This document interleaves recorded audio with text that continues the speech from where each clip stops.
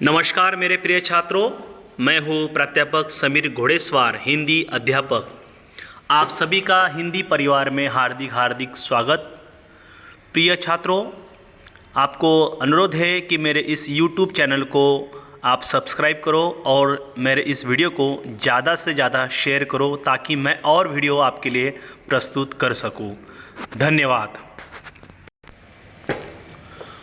कक्षा 12वीं विषय हिंदी युवक भारती, इसके अंतर्गत आज हम पाठ क्रमांक 17 जो ब्लॉक लेखन है, यह पाठ जो है प्रवीण बरदापुर लिखित ये ब्लॉक लेखन है। इस ब्लॉक लेखन में यहाँ पर बहुत ही किस प्रकार से ब्लॉक लेखन किया जाता है, ब्लॉक लेखन की परिभाषा क्या है, ये सारे का सारा यहाँ पर आलेख जो है प्रवीण बरदापुर कर लिखित ये आलेख हमारे सामने उन्होंने प्रस्तुत किया है। तो चलिए हम विस्तार से हम ब्लॉक लेखन के बारे में हम आगे बढ़ते हैं और विस्तार से उसके बारे में चर्चा करते हैं। ब्लॉक लेखन प्रवीण बरदापुरकर। सबसे पहले लेखक परिचय हम यहाँ पर जानते हैं। ब्लॉक लेखन के सफलतम लेखक प्रवीण बरदापुरकर का जन्म 3 सितंबर 1955 को गुलबर्गा में हुआ। मराठी पत्रकारिता में आपको सम्मान का स्थान प्राप्त है। राजनीतिक, सामाजिक, आर्थिक तथा सांस्कृतिक क्षेत्रों का गहराई से अध्ययन करने वाले तथा उन्हें समझने वाले निर्भीक पत्रकार के रूप में आप सुपरिचित हैं। आपने पत्रकारिता क्षेत्र में ब्लॉक लेखन को बहुत ही लोकप्रिय माना है। आपने अपने ब्लॉग द्वारा बदलते सामाजिक विषयों को परिभाषित करते हुए जनमानस की विचारधारा को नई दिशा देने का प्रयास किया है। आपके ब्लॉग धर्मनिरपेक्ष दृष्टिकोण की पुष्टि करते हैं। सीधी सादी, रोचक और संप्रेषणीय मराठी और हिंदी भाषा आपके ब्लॉग की विशेषता है। और आगे चलती है प्रमुख कृतियाँ। यहाँ पर उन्होंने किस प्रकार से प्रमुख कृतियाँ की है, ये मराठी में है। प्रमुख कृतियाँ उनकी डायरी, नोंदी डायरी नंतरच्या, दिवस असे की, आई, ग्रेस गावाचं गारुड आदि जो है उनकी ये प्रमुख कृतियाँ रही है। तो चलिए आलेख क्या होता है, आलेख के बारे में हम पता करते हैं कि यहाँ पर ये जो ब्लॉग लेखन है प्रवीण बरदापुरकर लिखित ब्लॉग लेखन, ये इनकी विधा जो है आलेख है। ये आलेख यहाँ पर किस प्रकार से हम क्या कहा जाता है इसमें, ये बात बताई हुई है। वर्तमान समय में आलेख लेखन को महत्वपूर्ण स्थान प्राप्त हुआ है। समाचार पत्रों में छपने वाले विभिन्न आलेख विज्ञान, राजनीति, समसामयिक विषयों की विस्तृत, उपयोगी एवं ज्ञानवर्धक जानकारी देते हैं। फलस्वरूप पाठकों को एवं रचनाकारों में आलेख लेखन के प्रति पठन एवं लेखन का भाव जागृत हो गया है। तो ये सबसे आलेख यहाँ पर बताया हुआ है। ये आलेख, ये विधा क्या है, इसके बारे में ये बताया हुआ है। तो चलिए जो ब्लॉक लेखन है इसका पाठ परिचय हम देखते हैं कि पाठ परिचय में उसने क्या कहा है। आधुनिक समय में पत्रकारिता का क्षेत्र बड़ी तेजी से फैलता जा रहा है। समाचार पत्र हो अथवा टेलीविज़न के समाचार चैनल हो, पत्रकारिता अछूती नहीं रही है। पत्रकारिता क्षेत्र में ब्लॉक लेखन का प्रचलन भी लोकप्रिय बनता जा रहा है।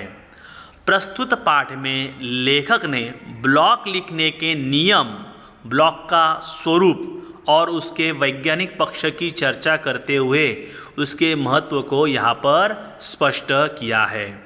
ब्लॉक लेखन जहाँ एक और सामाजिक जागरण का माध्यम बन चुका है, वही पत्रकारिता के जीवित तत्व के रूप में भी स्वीकृत हुआ है तथा बड़ा ही लोकप्रिय माध्यम बन चुका है।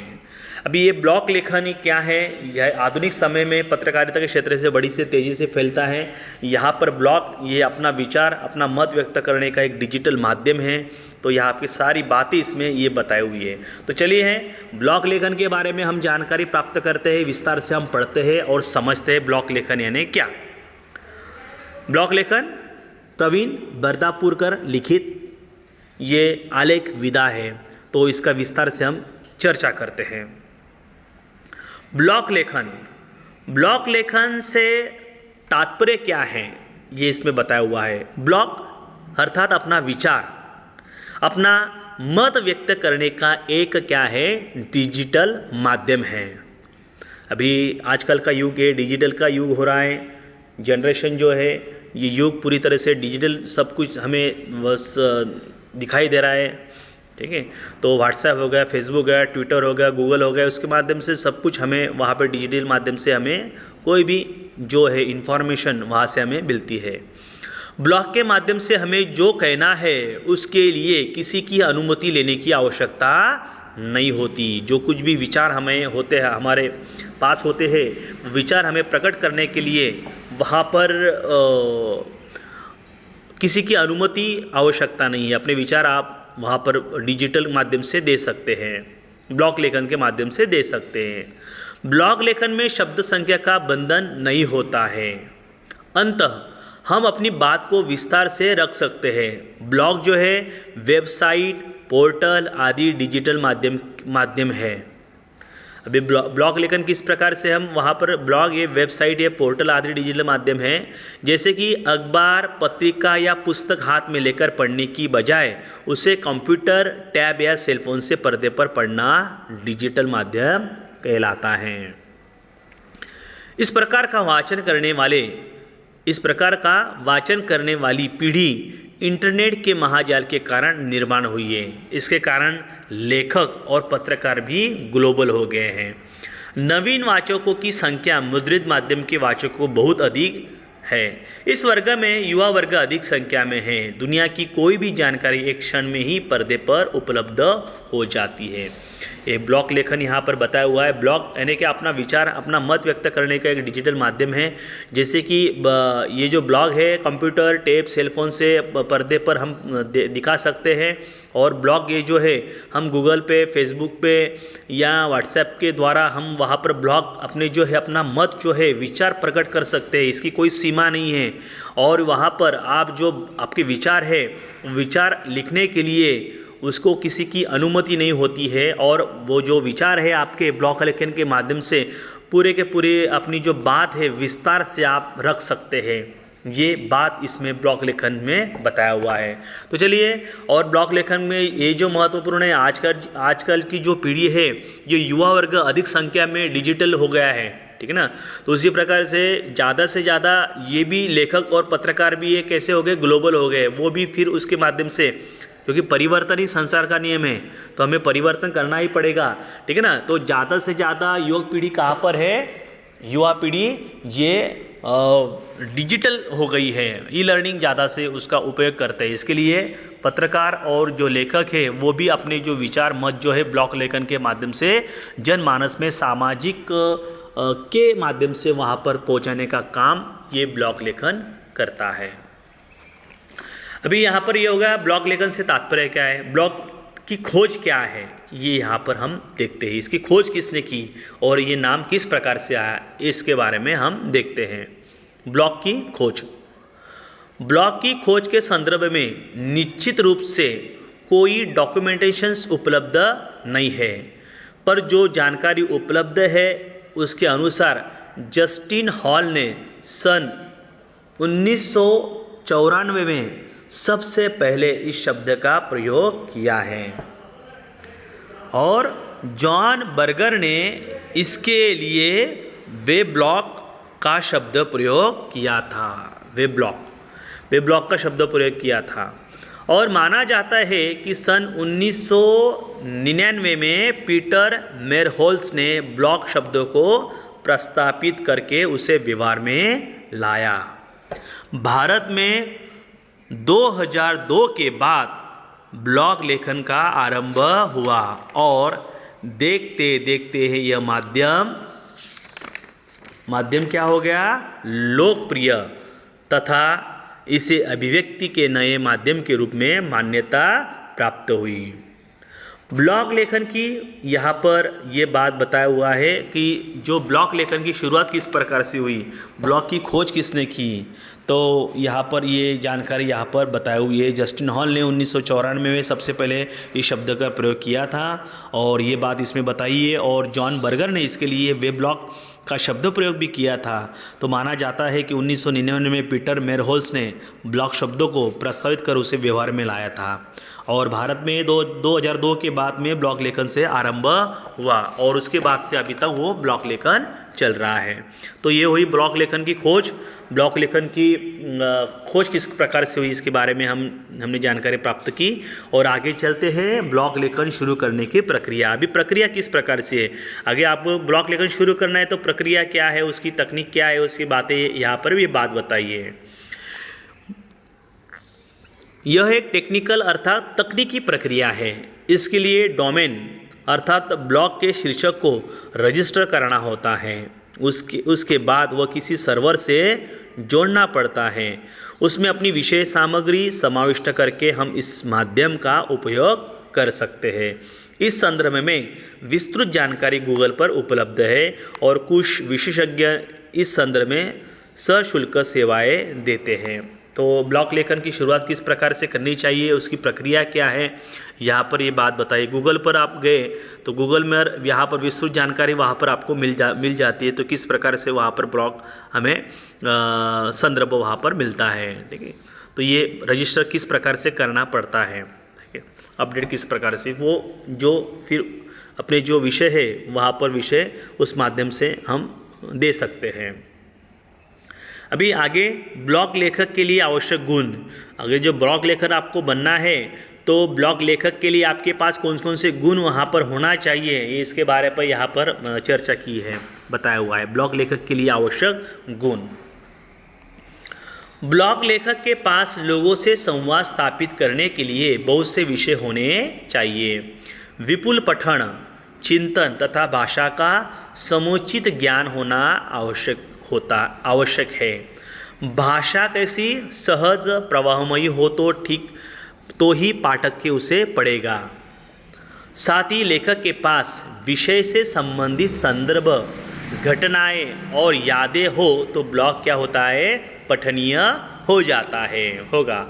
जिस क्षेत्र में या जिस विख्यात व्यक्ति के संदर्भ में आप लिख रहे हैं उस व्यक्ति से आपका संबंध कैसे बना, किसी विशेष भेंट के दौरान उस व्यक्ति ने आपको कैसे प्रभावित किया, यदि वह व्यक्ति आपके निकटस्थ परिचितों में है तो उसकी सहृदयता, मानवता आदि से संबंधित कौन सा पहलू आपकी स्मृतियों में रहा है।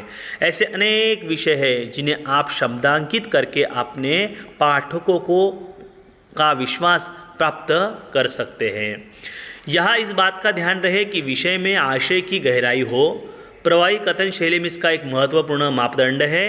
क्लिष्ट शब्दों के उपयोग से बचते हुए सीधी सादी सहज भाषा का प्रयोग किया जाए तो पाठक विषय सामग्री से बहुत जल्दी एक रूप हो जाता है, और सटीक विशेषणों के प्रयोग से भाषा को सौष्ठव प्राप्त होता है और पाठक इस ओर आकर्षित होता है। भाषा शब्दों या अक्षरों का समूह नहीं होता। प्रत्येक शब्द का विशिष्ट अर्थ के साथ जन्म होता है। उस अर्थ में भावनाएं निहित होती है। सहज सरल होने के साथ भाषा का बाकपन ब्लॉग लेखन की गरिमा को बढ़ाता है। बाकपन का अर्थ है सजावट। बाकपन का अर्थ क्या होता है, सजावट करना। तो यहाँ पर ये बताया कि सहज सरल होने के साथ भाषा का बाकपन ब्लॉग लेखन की गरिमा को बढ़ाता है। शैली एक दिन में नहीं बनती, यह सतत लेखन से ही संभव है। जिस प्रकार गायक प्रतिदिन रियाज करके राग और बंदिश का निर्माण करने में निपुण बनता है, उसी प्रकार निरंतर लेखन से ही लेखक की शैली विकसित होती है और पाठकों को प्रभावित करती है। तो ये बात यहाँ पर बताई हुई है। तो यहाँ पर ब्लॉग लेखन के लिए आवश्यक गुण कौन से होते हैं इसके बारे में यहाँ पर बताया हुआ है।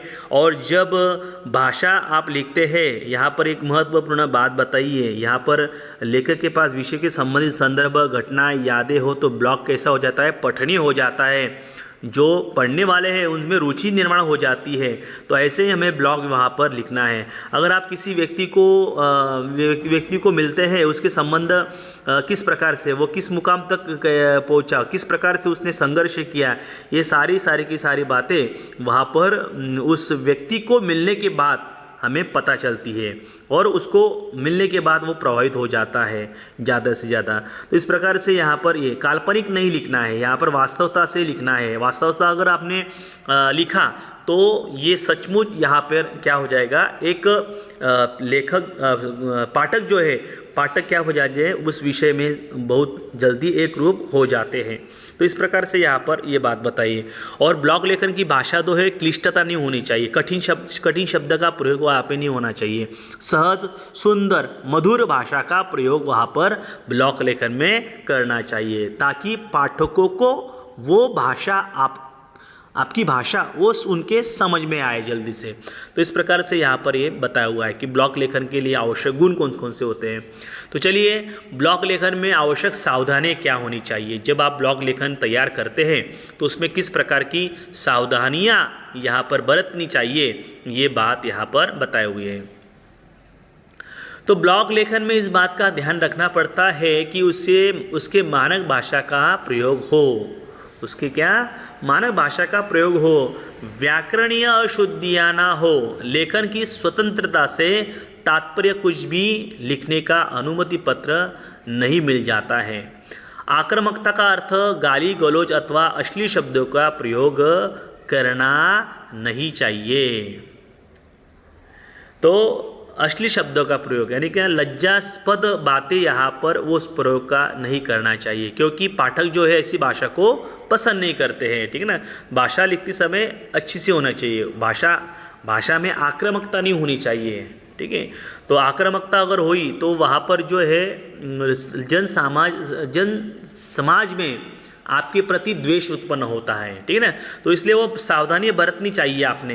ठीक है, तो ऐसे बहुत से उदाहरण है जिसके माध्यम से वृत्तपत्र में अलग अलग बातें हमें सुनना ही पड़ता है। फिर उस व्यक्ति के लिए जो ब्लॉग लेखन का पत्रकार है तो उसके खिलाफ बहुत से आवाज़ उठाते हैं फिर लोग। ठीक है ना, तो ऐसे बहुत से फिर भगदड़ हो जाती है। तो भगदड़ होने की वजह से कि सावधानी किस प्रकार से बरतनी चाहिए, ये यहाँ पर ये बात बताई हुई है। तो और महत्वपूर्ण बात बताइए कि किसी की निंदा नहीं करना चाहिए, किसी पर गलत टिप्पणी नहीं करना चाहिए, समाज में तनाव की स्थिति उत्पन्न करना आदि बातों से ब्लॉग लेखक को दूर रहना चाहिए। बिना सबूत के किसी पर कोई आरोप करना एक गंभीर क्या है, अपराध है। आप बिना सबूत के किसी के ऊपर आरोप मत कीजिए, क्योंकि ये अपराध होता है। तो ये बात यहाँ पर बताइए। ऐसा करने से पाठक आपकी कोई भी बात गंभीरता से नहीं पढ़ते हैं। ब्लॉग की आयु अल्प हो जाती है। लेखन करते समय छोटी छोटी बातों का ध्यान रखा जाए तो पाठक ही हमारे ब्लॉग के प्रचारक बन जाते हैं। तो बहुत से ऐसे अगर अच्छे विचार आपने वहाँ पर दिए ब्लॉग पर, तो वही पाठक क्या आपके प्रचारक वो बन जाते हैं। तो वो एक दूसरे को क्या करते हैं, शेयर करते हैं, नहीं ये बहुत बात अच्छी सी बताई है। ठीक है ना, तो इसी प्रकार से यहाँ पर जनमानस की बात क्या है वो आपको समझनी चाहिए। तो ये बात बताई है। एक पाठक दूसरे से सिफारिश करता है, दूसरा तीसरे से, यह श्रृंखला बढ़ती ही चली जाती है। इससे आपके प्रचारक भी बढ़ जाते हैं। तो आपके पाठक के माध्यम से आपके विचार भी लोगों तक क्या पहुंचते हैं। अभी यहाँ पर ये सावधानियाँ बताई हुई है। आगे यहाँ पर बताया हुआ है कि ब्लॉग लेखन का प्रसार किस प्रकार से होता है। तो ये आपको सभी को पता है, आज के नए युवकों को ज़्यादा ये इसके बारे में पता है कि प्रसार किस प्रकार से करना है। तो ये सबसे महत्वपूर्ण बात यहाँ पर बताई कि प्रसार किस प्रकार से होता है। ब्लॉग लेखक अपने ब्लॉग का प्रचार प्रसार स्वयं कर सकता है। विज्ञापन, फेसबुक, व्हाट्सएप, SMS आदि द्वारा इसका प्रचार होता है। ये तो बात यहाँ पर है। आपके विचार जो है, ब्लॉग लेखक क्या करता है, अपने विचार को क्या प्रचार प्रसार वो उसको स्वयं को करना पड़ता है। और किसके माध्यम से करेगा वो? विज्ञापन के माध्यम से, फेसबुक के माध्यम से, व्हाट्सएप के माध्यम से, एसएमएस के माध्यम से, ट्विटर के माध्यम से, और बहुत से ऐसे हैं जिसके माध्यम से प्रचार होता है। आकर्षक चित्रों या छायाचित्रों के साथ विशेष सामग्री यदि रोचक हो तो पाठक ब्लॉग की प्रतीक्षा करता है और उसका नियमित पाठक क्या बन जाता है। तो इस प्रकार से यहाँ पर बताइए, अगर आपने अच्छा विषय अगर दिया ब्लॉग पर, तो ब्लॉग पर विषय चित्र छायाचित्र अगर दिया तो वो रोचक निर्माण हो जाता है, उसमें पाठक ब्लॉग की प्रतीक्षा करता है और पाठक क्या हो जाते हैं, नियमित पढ़ने वाले हो जाते हैं, पाठक बन जाता है। तो इसलिए वो रहना चाहिए आपके। तो अच्छे से अच्छे रुचिपूर्ण आपका ब्लॉग होना चाहिए और आकर्षक होना चाहिए, चित्र भी होना चाहिए, ताकि लोगों को, जनमानस के लोगों को समझ में आए। ब्लॉग लेखन से आर्थिक लाभ क्या है? आप अगर ब्लॉग लेखन करते हैं उसके आर्थिक लाभ क्या है, यहाँ पर बताया हुआ है। ब्लॉग लेखन से आर्थिक लाभ भी होता है। विशेष रूप से हिंदी और अंग्रेजी ब्लॉग लेखन का व्यापक पाठक वर्ग होने से इसमें अच्छी कमाई भी होती है। विद्यार्थी अपने अनुभव तथा विचार ब्लॉग लेखन द्वारा साझा कर सकते हैं। यहाँ पर भी बताया कि ब्लॉग लेखन से आर्थिक लाभ भी होता है और विशेष रूप से क्या, हिंदी और अंग्रेजी ब्लॉग लेखन का व्यापक पाठक वर्ग होने की वजह से इसमें अच्छी कमाई होती है। क्योंकि ये इस समाज में, दुनिया में पूरी दो ही लैंग्वेज होती है, ठीक है ना, हिंदी और अंग्रेजी। तो हिंदी और अंग्रेजी अगर आपने लिखा तो आपकी बहुत अच्छी कमाई वहाँ पर हो जाती है। विद्यार्थी अपने अनुभव तथा विचार ब्लॉग लेखन द्वारा साझा कर सकते हैं। प्रत्येक विद्यार्थी की अपनी जीवन शैली होती है, अपना संघर्ष होता है, अपनी सफलता है, विभिन्न रूप में अभिव्यक्ति हो सकती है। राजनीति की विषय के लिए अच्छा प्रतिसाद मिलता है। इसके अतिरिक्त जीवन शैली तथा शिक्षा विषयक ब्लॉग पढ़ने वाला पाठक वर्ग भी विपुल मात्रा में है। यात्रा वर्णन, आत्मकथात्मक तथा अपने अनुभव विश्व से जुड़े जीवन की प्रेरणा देने वाले विषय भी बड़े चाव से पढ़े जाते हैं। तो इस प्रकार से यहाँ पर ब्लॉग लेखन से आर्थिक लाभ क्या होता है, ये बात यहाँ पर बताई हुई है। तो आज हमने इस ब्लॉग लेखन से तात्पर्य क्या है ये देखा। उसके बाद में ब्लॉग की खोज क्या है, ब्लॉग लेखन की शुरू करने की प्रक्रिया आपके किस प्रकार से करनी है, ब्लॉग लेखन के लिए आवश्यक गुण कौन से होते हैं, ब्लॉग लेखन तैयार करते समय आवश्यक सावधानियाँ क्या होनी चाहिए, ब्लॉग लेखन आपका प्रचार प्रसार किस प्रकार से करना चाहिए, विज्ञापन, फेसबुक, व्हाट्सएप, एसएमएस द्वारा, ये यहाँ पर हमने आज पढ़ा। उसके बाद में ब्लॉग लेखन से आर्थिक लाभ क्या है, ये बातें यहाँ पर हमने देखी हैं। तो इस प्रकार से ब्लॉग लेखन ये क्या है इसके बारे में हमने जाना। और यहाँ पर एक ब्लॉग लेखन, यहाँ पर एक नमूना के तौर पर यहाँ पर एक बताया हुआ है कि ब्लॉग लेखन किस प्रकार से आप तैयार कर सकते हैं। ब्लॉग लेखन यानी क्या, ब्लॉग लेखन किस प्रकार से यहाँ पर होता है, ये सारी की सारी बात यहाँ पर ये ब्लॉग लेखन नमूना के आधार पर बताइए। तो पाठ्यपुस्तक में आप देखेंगे ब्लॉग लेखन जो है महात्मा गांधी जीने की प्रेरणा देने वाला महामानव, ये यहाँ पर फोटो भी बताया हुआ है और उसके बारे में यहाँ पर जानकारी भी बताई हुई है। एक जीने की प्रेरणा देने वाले महामानव किस प्रकार से ये महात्मा गांधी जी बने, उनका समाज में किस प्रकार से योगदान रहा है, ये सारी की सारी बातें ब्लॉग लेखन पर यहाँ पर बताई हुई है। एक ब्लॉग लेखन एक नमूना के आधार पर यहाँ पर बताया हुआ है। और महत्वपूर्ण बात, ब्लॉग लेखन देखो किस प्रकार से यहाँ पर आपके स्क्रीन के ऊपर दिखाई दे रहा है। ब्लॉग लेखन किस प्रकार से यहाँ पर लिया हुआ है और बताया हुआ है कि ब्लॉग लेखन ये क्या है, ठीक है ना। और उसके बाद में आगे देखिए यहाँ पर बच्चों देखो ब्लॉग लेखन निर्माण की प्रक्रिया। ब्लॉग लेखन अगर आपको तैयार करना है, ब्लॉग लेखन किस प्रकार के करना है, तो सबसे पहले ब्लॉग लेखन तैयार करने के लिए गूगल में जाना है। गूगल में क्या करना है, आपको जीमेल अकाउंट ओपन करना है और ये होने के बाद में फिर इंटरनेट एक्सप्लोर में यानी www.blocker ये खोलना है आपको और वहाँ पे ज्वाइन करना है। और उसके बाद में क्रिएट योर ब्लॉग पर क्लिक करना है और अपना अकाउंट जो है अपना जीमेल पर गूगल अकाउंट पर पासवर्ड से लॉगिन करना है और लॉगिन करने के बाद में फिर अपना अकाउंट वहाँ पर तैयार हो जाता है और नया पेज वहाँ पर आ जाता है और वहाँ पर टाइटल लिखना है आपको ब्लॉकर एड्रेस भी लिखना है।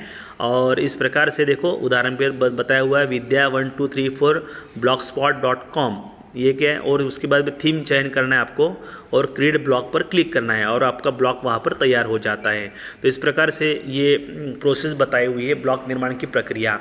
आप जैसे अगर ये यहाँ पर नहीं समझ में आया तो आप यूट्यूब पर भी जाना है, यूट्यूब पर वहाँ पर अगर ब्लॉग दिखाएं तो आपको स्टेप बाय स्टेप वहाँ पर पता हो जाएगा कि ब्लॉग किस प्रकार से तैयार करते हैं। ये तो यहाँ पर इसमें थ्योरी के माध्यम से बताया हुआ है, ठीक है। आप लिखित ये के माध्यम से बताया कि ब्लॉग की निर्माण करने की प्रक्रिया किस प्रकार से। अगर आपको नहीं समझ में आया तो यूट्यूब पर भी आप वहाँ पर देख सकते हैं और यूट्यूब के द्वारा वहाँ पर जानकारी आपको मिल सकती है कि किस प्रकार से ब्लॉग तैयार करना है। और आगे देखिए ब्लॉग लेखन की आवश्यक सावधानी क्या है, ये तो हमने पढ़ा, एक बार और समझ में देख लेते हैं ब्लॉग लेखन की आवश्यक सावधानी क्या है। देखो बेटा, ब्लॉग लेखन के विषय का चुनाव करते समय क्या सूझबूझ का होना आवश्यक होता है और ब्लॉग लेखन में सामाजिक संकेतों का क्या होना चाहिए, पालन आवश्यक है। ब्लॉग लेखन में सामाजिक स्वास्थ्य का विचार हो व समाज विघातक न हो। ब्लॉग लेखन के लिए प्राप्त स्वतंत्रता का उचित उपयोग भी करना चाहिए। ये ब्लॉग लेखन की आवश्यक सावधानी यहाँ पर बताई हुई है। तो मैं ये आशा करता हूँ कि आज का जो विषय है ब्लॉग लेखन,